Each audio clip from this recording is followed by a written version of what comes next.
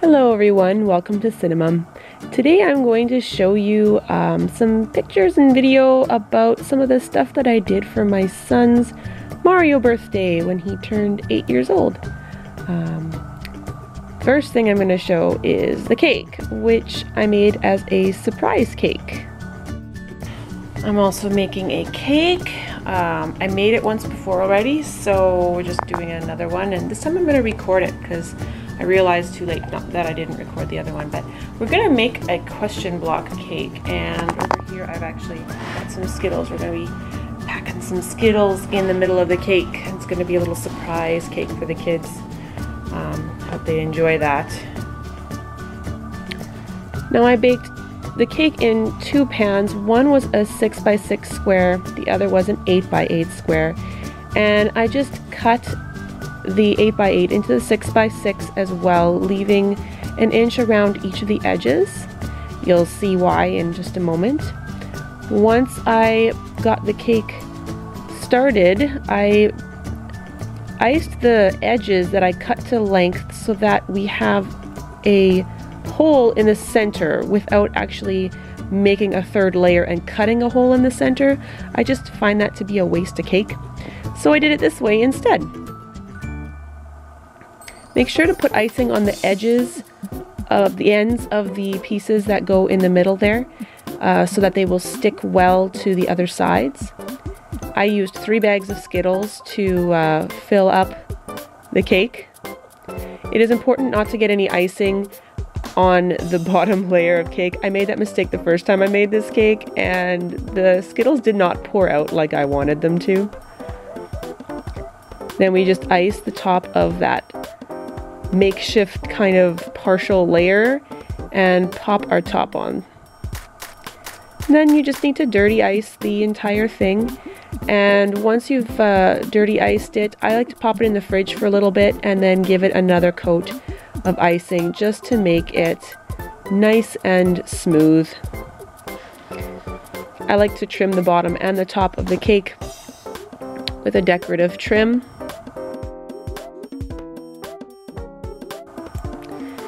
Next, we're going to make the question mark for the top of the block.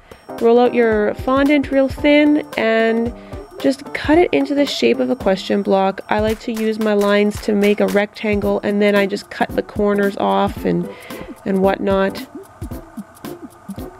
And then we just place it on the top of the cake. I had to actually cut the bottom of my question block a little bit. I had made it a little longer than I needed to. I then used the fondant once again to make an 8 for the side, as well as an M, as my son was turning 8 this year. So an M is, well, actually my son's name starts with M and Mario starts with M, so that was kind of fun how that worked. I then used a dark gray, made 12 balls out of it, the same size as much as possible, and then just kind of shaped them to look like the little indented screw holes that they have on the corners of each of the spots where I had the M, the question mark, and the 8. And this is the cake. This was actually the second cake that I made.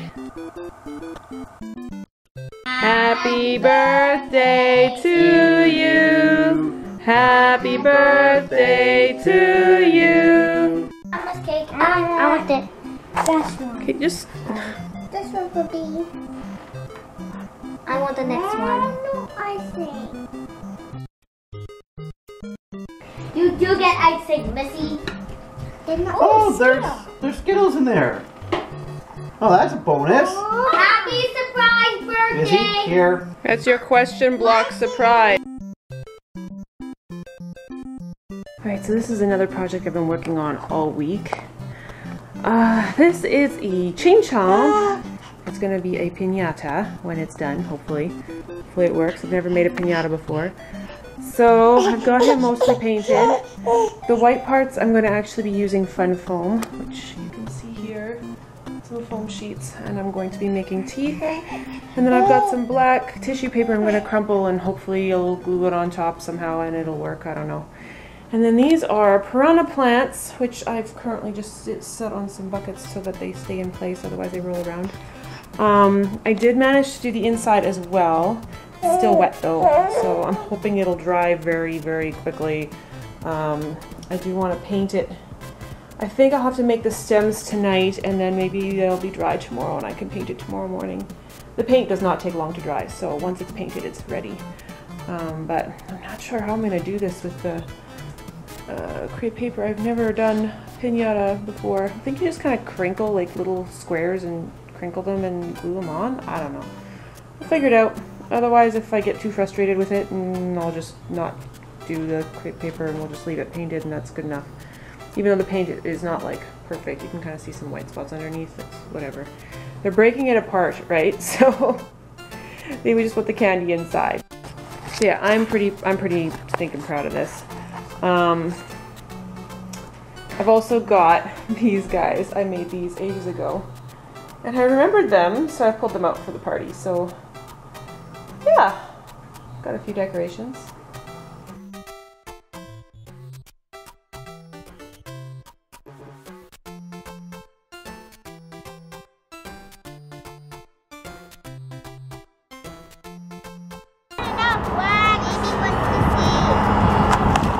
Oh, okay. Next up, back up. He's gonna smack it. All right, let's give other people a chance.